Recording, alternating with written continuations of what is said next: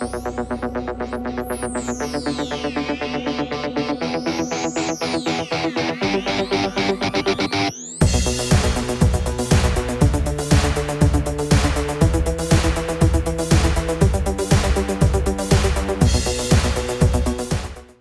dizer, esta concepção leva à introdução, enfim, de um Estado que já não é mais de direito, mas é um Estado de polícia. E para isso caminha o direito penal que vem, digamos, das fontes germânicas hoje. A dogmática, a concepção dogmática que vem das fontes germânicas hoje caminha para isso. Quer dizer, nós só podemos reagir através digamos, do desvelamento, enfim, dos problemas dessa concepção através da criminologia. Agora, eu quero falar da outra mudança, da mudança que se opera no sistema penal americano e que já está nos atingindo. Está nos atingindo porque estamos copiando, sabe, fórmulas e procedimentos como a barganha e outras do direito penal americano. Parece que estamos nos deslocando também, em parte, em termos de política criminal, das concepções europeias para as concepções americanas. E aqui nós observamos que há uma valorização hoje da prevenção especial positiva dentro do discurso oficial.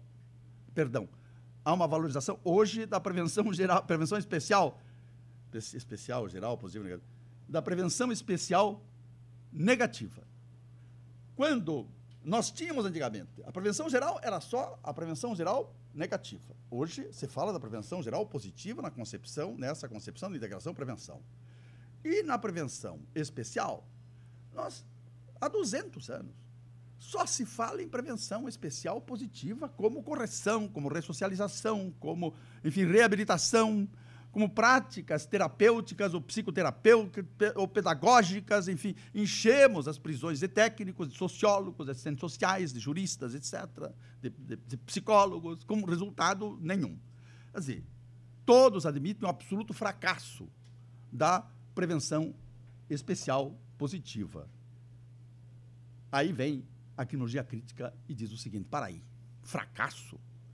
Fracasso, sim, destas funções declaradas, desta função declarada de correção do criminoso, porque isso o sistema nunca cumpriu. Nunca cumpriu, porque hoje se sabe que quanto maior a pena, maior a reincidência, se conhece a influência negativa sobre o condenado, produzida por essa desclassificação social da condenação, a perda dos laços afetivos, sociais, a subcultura da prisão, isto é, que muda a autoimagem do sujeito, as deformações psíquicas e emocionais produzidas pela experiência com o sistema carcerário, enfim, todo esse processo de desculturação e de aculturação. Isso tudo da criminologia crítica. Desculturação, porque é o desaprendizado de como viver em sociedade e o aprendizado a como viver na prisão. Quer dizer, o sujeito desaprende, sabe, enfim, daquelas normas de convívio social e aprende as normas de vivência, de sobrevivência na prisão, que são só duas. São só duas. A violência e a malandragem. O sujeito, para sobreviver na prisão, precisa se tornar violento se ele não é. E se ele é, tem que ser mais violento. E tem que ser malandro. E quando ele está absolutamente prisionalizado, isso é perfeitamente adaptado à vida na prisão, ele cumpriu a pena. E volta para as mesmas condições adversas da sua criminalização, que levaram, enfim, à sua criminalização. E aí o resultado vocês conhecem. Quer dizer, é um fracasso, então, em relação à prisão, é um fracasso em relação a esses objetivos declarados. Mas é um êxito absoluto em relação aos objetivos reais, ocultos da prisão, que não aparecem no discurso oficial da teoria da pena, mas aparecem no discurso crítico da teoria da pena.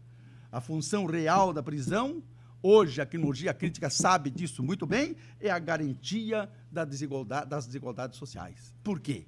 O direito penal garante a sociedade, sim, e se essa sociedade é desigual, se essa sociedade é injusta, se essa sociedade é opressiva, se essa sociedade, enfim, possui estas qualidades, então são estas qualidades, são essas características que o direito penal garante. Então, o direito penal o que lhe garante é a desigualdade, a injustiça, essa opressão, enfim, da sociedade. É isso que ele garante em última instância. E garante através daquele procedimento que o Foucault chamou de gestão diferencial da criminalidade. Para encerrar, eu quero falar rapidamente desta grande contribuição que o Maurício deu ao desenvolvimento da criminologia brasileira com seu livro, e eu tive a felicidade de ter sido orientador dele, um orientador que apenas estimulou, né, orientando a fazer o trabalho, porque, evidentemente, é orientando quem faz, em que ele mostra exatamente o deslocamento desta concepção de prevenção especial positiva, fundada na correção do criminoso, para uma concepção especial, para a dimensão especial da prevenção, para a dimensão negativa da prevenção especial, para a dimensão negativa da prevenção especial.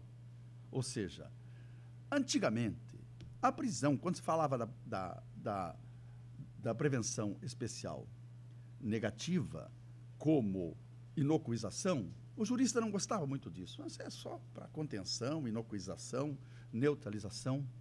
Mas agora é essa a filosofia. É exatamente isso, é neutralizar. Hoje, o sistema penal americano mudou radicalmente da prevenção especial positiva, porque eles são os grandes formuladores da prevenção especial positiva, de correção, para a prevenção especial negativa da neutralização. E hoje domina exatamente no sistema americano esta concepção de incapacitação seletiva de grupos sociais perigosos. É para isto que o sistema de justiça criminal americano serve, para incapacitação seletiva de grupos sociais perigosos.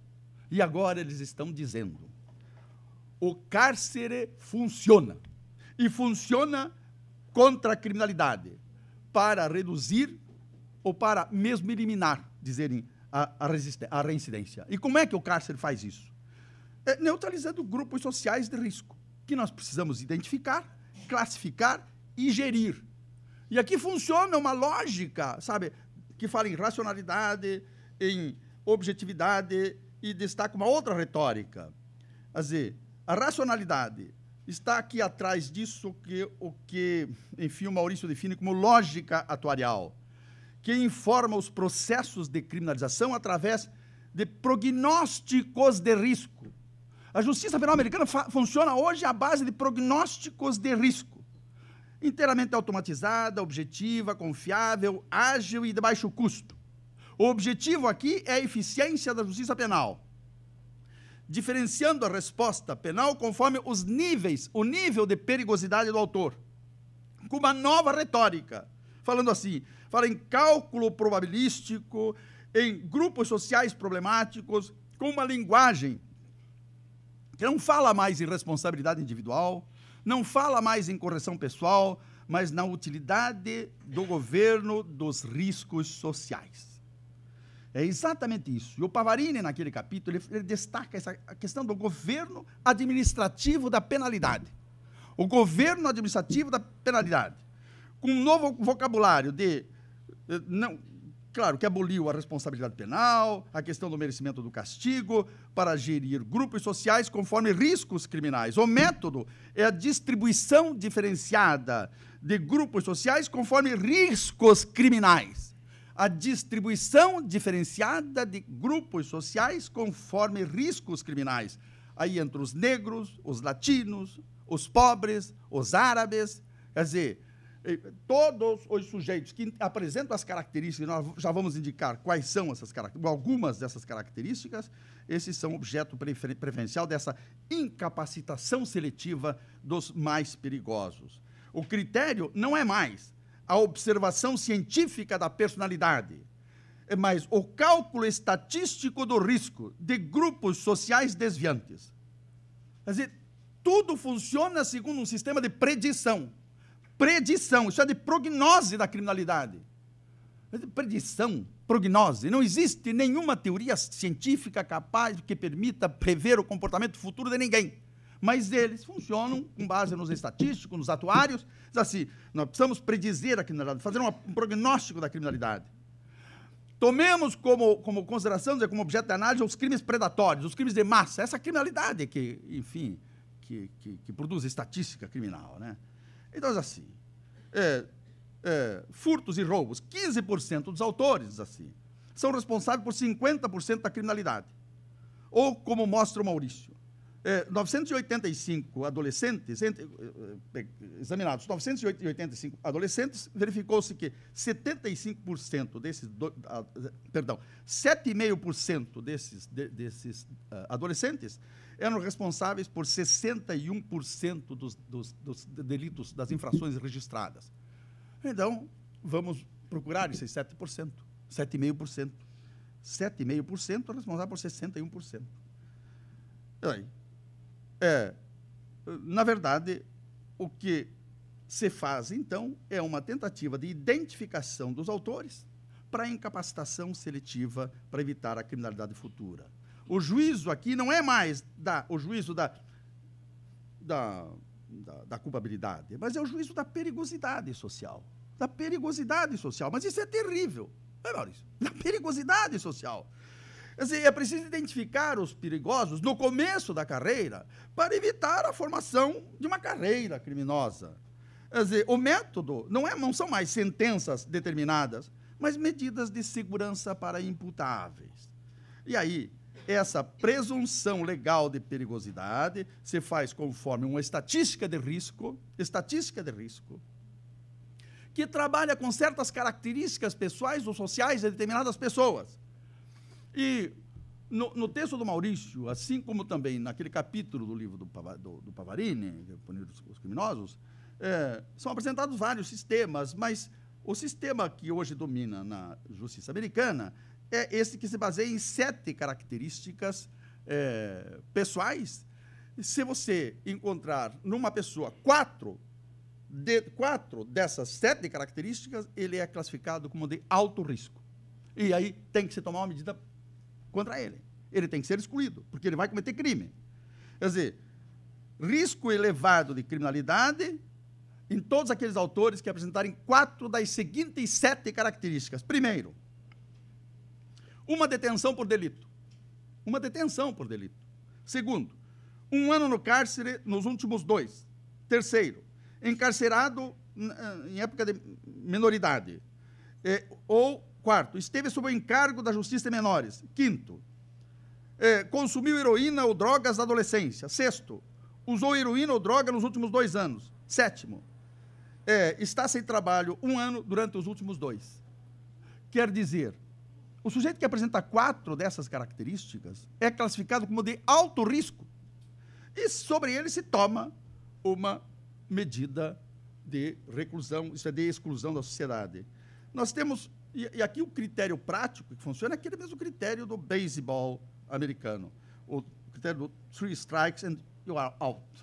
3 faltas e você está fora. O sujeito recebe uma pena perpétua ou de 30 anos.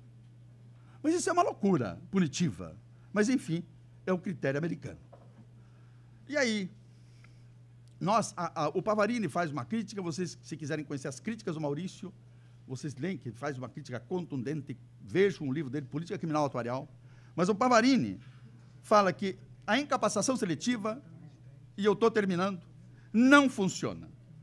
Que só funciona para ampliar os presos e os crimes. Que fracassa no mínimo em 50%.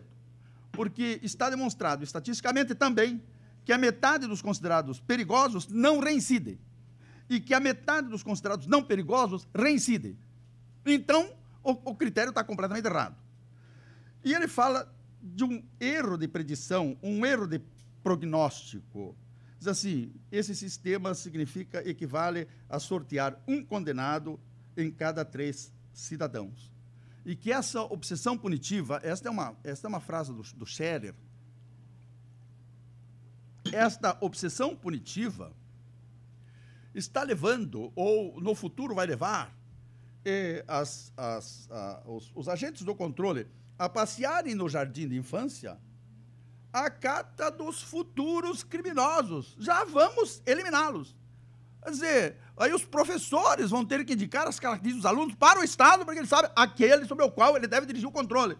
Mas isso é o Scherer. O Scherer e o Hess e o Scherer que fala disso. Quer dizer, passear, andar no jardim da infância, à cata dos futuros criminólogos. E aí a crítica final é que essa hipótese da incapacitação também, diz o Pavarini, se nós incapacitarmos todos os autores de crimes, se pegarmos todos os autores e simplesmente botarmos na cadeia, isso não é nenhuma garantia de redução da criminalidade.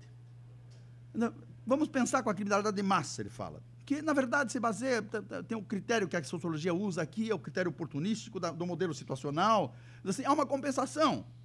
Quer dizer, na medida em que se incapacita seletivamente determinados sujeitos, abre-se espaço para outros sujeitos que estão na mesma situação de condições sociais adversas, insuportáveis e insuperáveis, de outro modo, pelas vias, enfim, normais que o sistema de capital e trabalho salariado permite. Quer dizer, outros sujeitos vão aproveitar as oportunidades oferecidas e que, mesmo incapacitando todos, isso não vai adiantar. Diz assim, porque isso é uma obsessão, é uma loucura. Diz assim, e essa predição, essa pretensão de predizer a criminalidade, ou de identificar a predisposição para a criminalidade, se baseia em déficits, né, sociais, raciais, econômicos. E aí destaca a problematicidade social, que leva à definição de perigosidade. Enfim, nós chegaríamos a um ponto de selecionarmos todos os desajustados sociais, porque são definidos como perigosos, para incapacitação seletiva, e iríamos incapacitar todos os marginalizados por esse sistema desigual e marginalizador. Então, essas são as mudanças que estão ocorrendo em política criminal contemporâneas, uma originada da prevenção geral positiva na forma como concebida especialmente por Jacobs, e esta que mostra a deslocação da prevenção especial positiva de correção para a prevenção especial negativa da neutralização e que marca a atual sociedade americana. Segundo o Pavarini, hoje, 1/3 dos condenados nos Estados Unidos, hoje, 1/3 dos condenados são selecionados segundo esses critérios das 7 qualidades, que ficam numa situação, confinados em situação de segurança máxima, e os outros 70% recebem uma penalidade soft de controle eletrônico. Esse é o admirável mundo novo que nós temos pela frente. Muito obrigado.